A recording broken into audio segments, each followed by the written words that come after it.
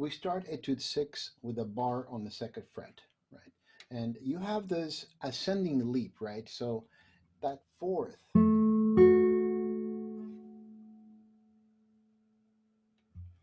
we start Etude 6 with a leap, right, of a sixth.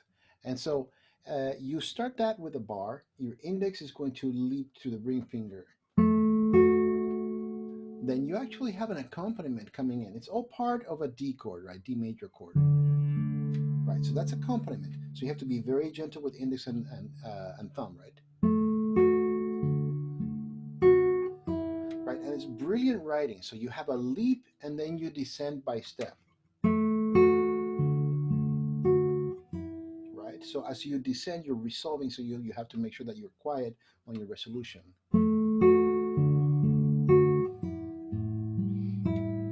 Right, so you have this leap and the descent continues coming down, right? So you get the F sharp down to the E down to the D, right? And then you actually have a reverse leap, right? So this time, right? So here's your melody.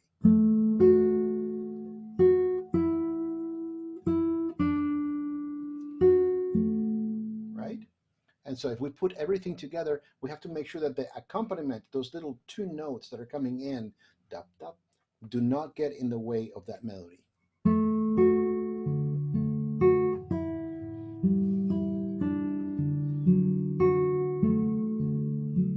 Right?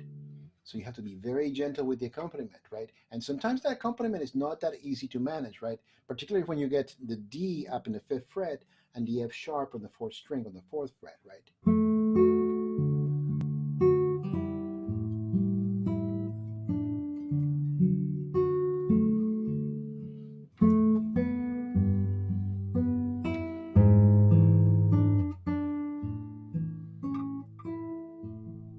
Right? So that's your first phrase. We added a tour over the G chord, then the G turns into a G sharp, and it's hinting at an E major chord, an E7 really, that brings you and resolves down to an A, that D is suspended, right? Gets to the C sharp, the third, it's a 4-3 suspension, and then gets to your E, right? So the fifth of the chord, and then that leaves us to in a perfect position to return and do the second phrasing, right? So I'll just do the second phrase because it's pretty much starts the same way. It's going to turn differently towards the end, right? So we have.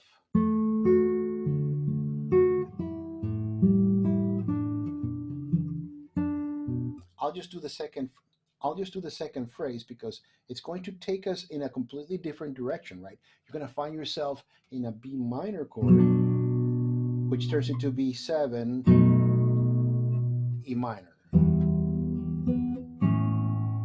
A7, right? So it's working in a circle of fifths in a very it's working on the circle of fifths in a very beautiful way. So it's working on the circle of fifths in a very beautiful way, right? It's a little bit of a deceptive chord in there. So here is the second section. Here's the B minor chord, deceptive. Now B minor is going to turn into kind of a dominant as you get the D sharp, then the G, right? So that B, A, G. It's a very attractive descending tetrachord, right? So.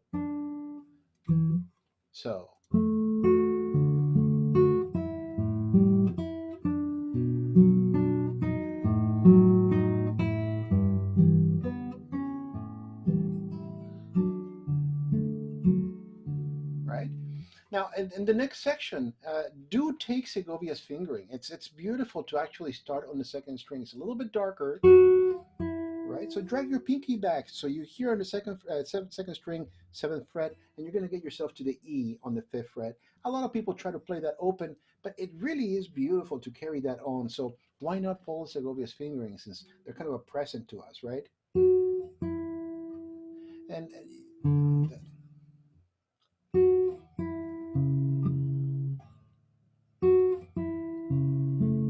right, so you land on your A major chord, here's your C sharp, so you're inverted, right? It means that you don't have the root of the chord. You don't have an A in the bottom in the bass. You have a C sharp, so you have your third, right?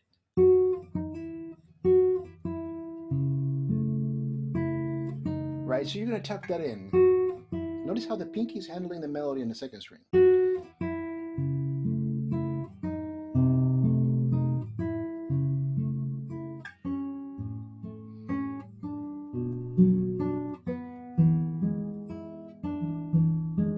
And then you line up 2, 3, and 4 for that A major chord.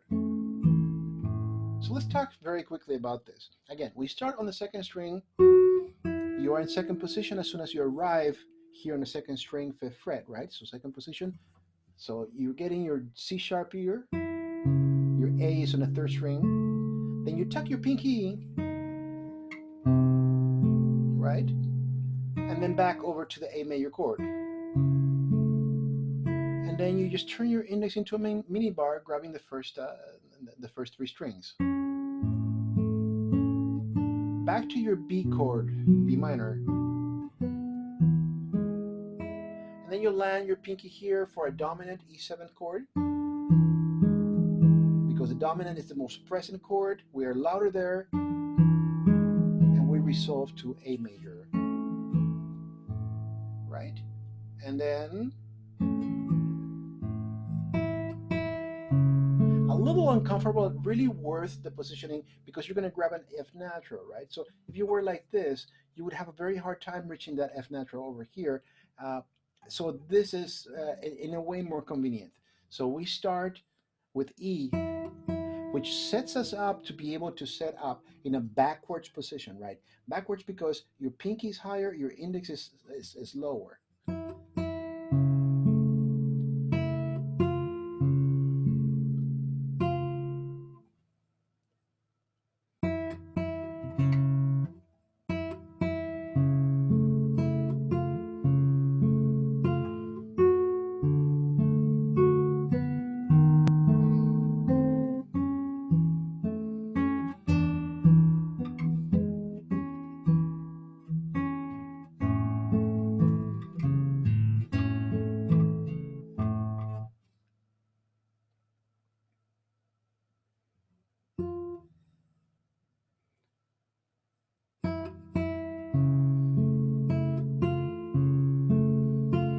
From that point on, right, as you get onto the 4 system, 3 is going to grab your F sharp. So you are ipso facto in a different position. Pivot on your second finger because you're already grabbing the A that you need there for that D chord, right? Kind of like a D7 chord.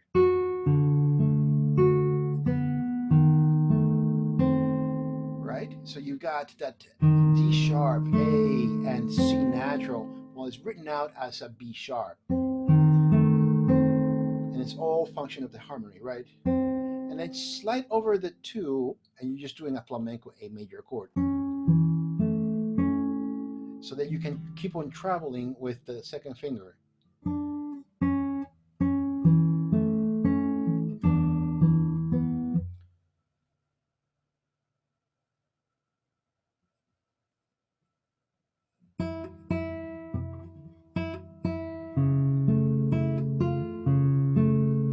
At that point, you're going to land, sneak your ring finger in to grab the F sharp. It's hinting at a D7 chord, but it's not really. Right? So it's just for a little bit D7, but then you just move to D sharp. It's kind of like a chromatic harmonic function. And then you slide 2 over and make a bit of a flamenco A major chord where 2 is grabbing the C sharp and 1 grabs the D strings on the second fret and the G string on the second fret. So it's grabbing 2 strings, and the second finger's function is to stop the bar so you can actually have that open E, right? So it's a very easy way to get yourself an A major chord by using only 2 fingers and still having the open first string. Okay, so again from here.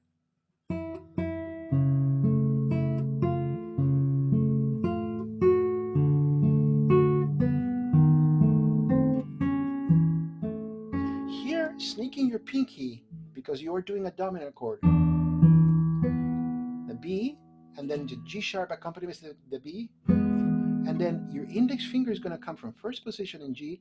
And notice how open my wing is. I'm going to close it as I come in.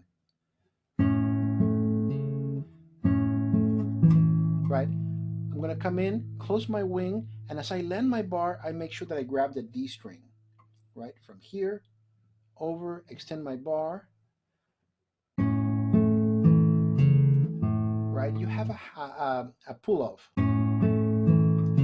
Right? It's pretty much a hammer-on.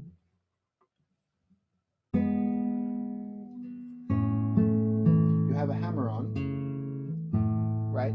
And that's just a suggestion from the editor. You can just play the note. But remember, as you move over, you slide your index finger, and you also grab the D string. Hammer. Now you're going to do something very similar in the next phrase that starts you on the second string, but this time you are on the 10th fret, right? So you are in 7th position, right?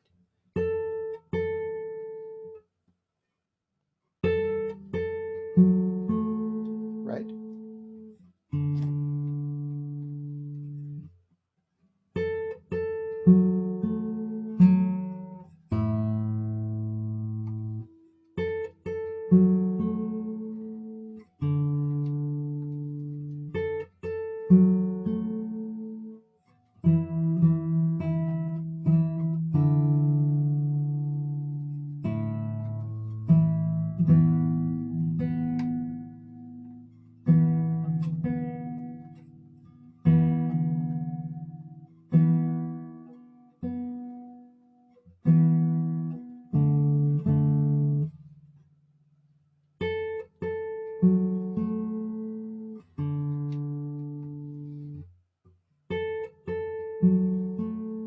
Right. So your melody starts now on the B string again. You are in the 10th fret, 7th position. You have the F sharp on the 5th string, that's the 9th fret, and your 7th fret is the index finger on a D string, right?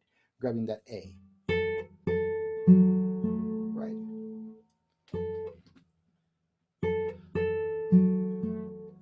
And you're going to jump all the way from 7th position to 1st position. But it's such a beautiful color change that I suggest you try it.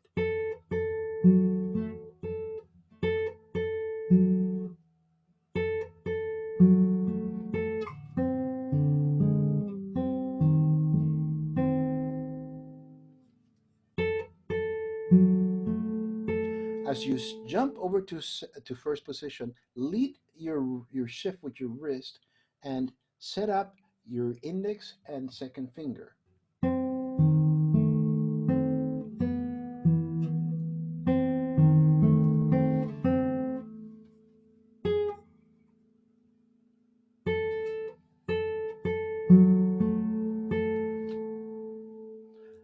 As you shift, you're going to the 1st position. Lead your shift with your wrist and make sure that you are in the disposition of your landing chord.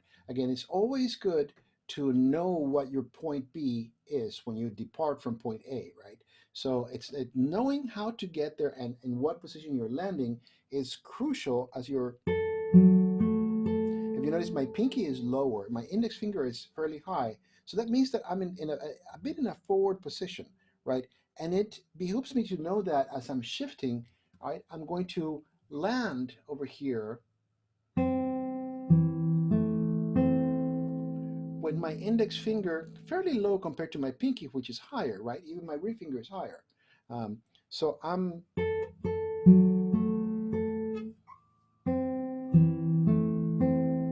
some people might think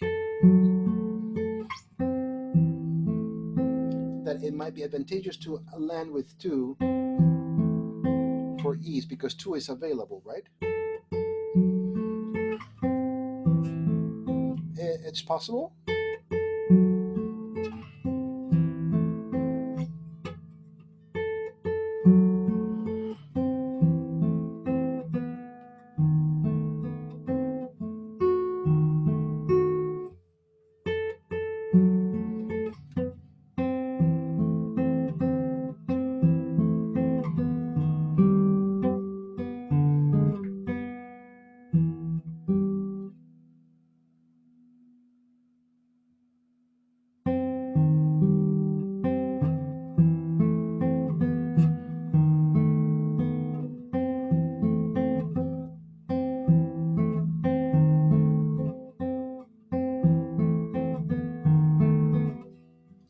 from seventh position over to first position. Now you have to make sure that your index finger is prepped for that shift, right? So it's always good to know what your point B is when you're going to land, right? So if I'm departing here from seventh position, and my disposition is to have my index on the seventh fret, uh, fourth string, when I land, I'm going to be on the second string on an A minor chord.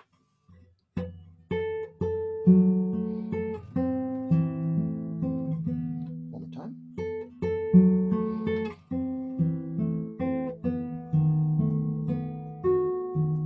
Right? And you do not want to lift your ring finger. From this point on to the next chord, keep your ring finger constant, because that's constant between both chords.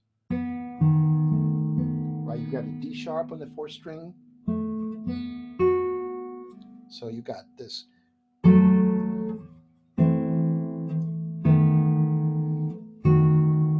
beautiful harmonic progression, right? So keeping ring finger there. Right? And then you get your G. And from this point, we're going to switch positions. We're going to get ourselves to third position. And notice how I'm trying to lead with my index finger to, right? It's a very dark chord, B flat in there, right?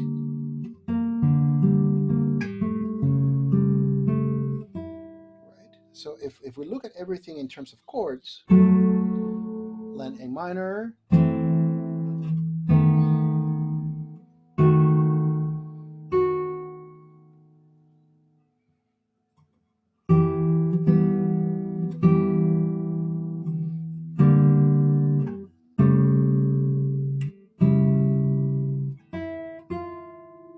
right? So if you look at the whole sequence, in terms of chords, A minor, so you got a B7, going to an E minor, right? So you got a G minor chord inverted, right? And you have your A7 chord, and A7 is a dominant of D. Doesn't stay on D for too long, right? So you go back to A dominant, right? B flat. That A turns into a G sharp, and then you finally get yourself an A major chord. Right? So you have this diminished seventh chord that gets you back onto A major, and from that point you're back in the original theme. Now let me just go ahead and play through that beautiful sequence here. Let me go ahead and play through that.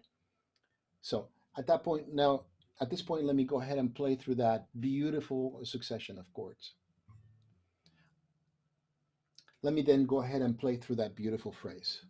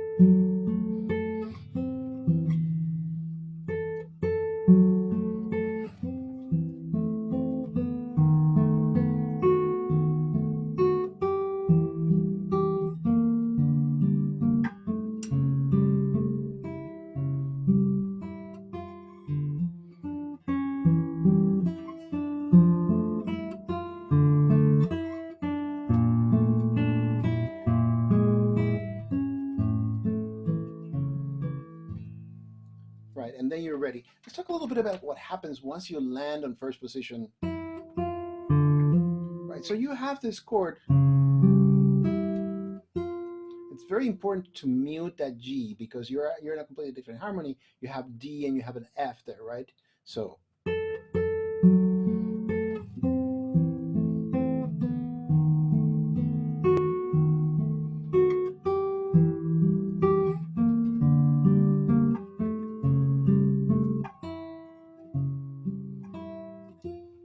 right? So I'm using my thumb to mute sideways the G string.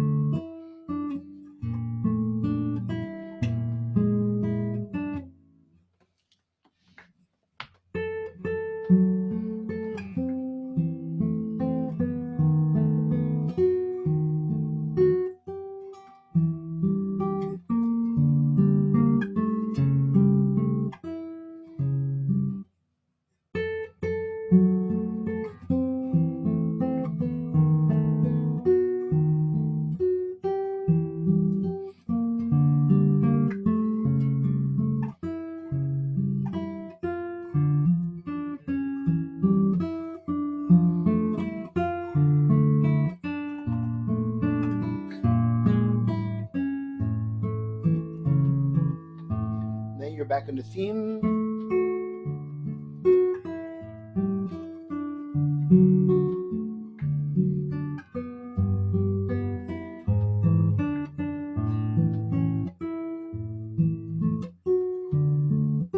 Little ornament. It's just a theme, but it's just a little ornament.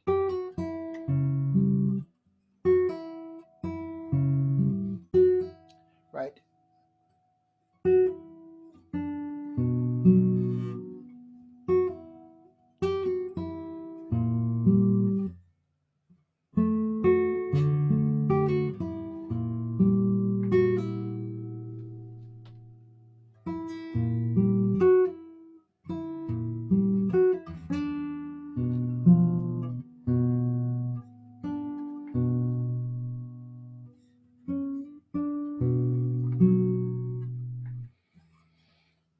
It's a little ornament, but it's just a theme as well. Now, there are some conflicting fingerings over here. For the sake of simplicity, I suggest just staying on second position there.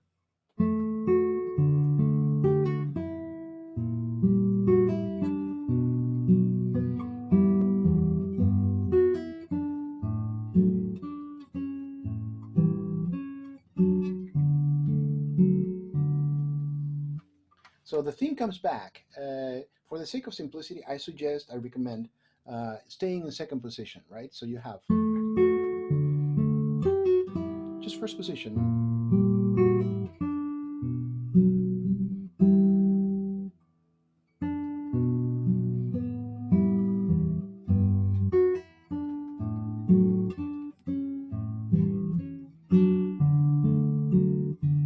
Now, if you look at Segovia's original fingering, he actually has you jump to about fifth position on just about the second measure of this. So, which is gorgeous up here, right? You're in fifth position. You're grabbing that A sharp here on the sixth fret, sixth string, and then you're executing that pull off here, and you jump back, and you have a B and a G.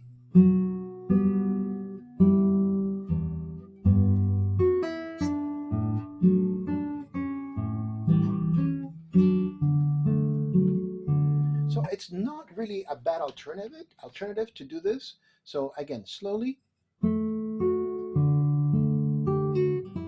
Fifth position, pull off on the second string, four on the seventh fret, one is on the fifth,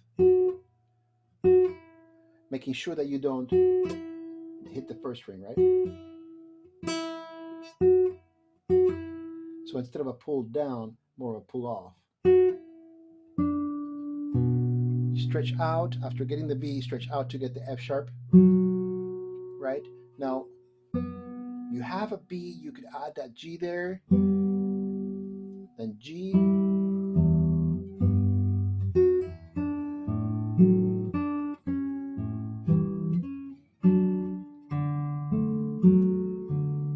sorry about my last up pluck. So if you want to try Segovia's fingering, it's a beautiful alternative. So you are starting out again with the same leap of the theme. Then you have that A sharp here on the 5th position. Your second finger is on the 6th fret on your 6th string, right? That's your accompaniment. Then,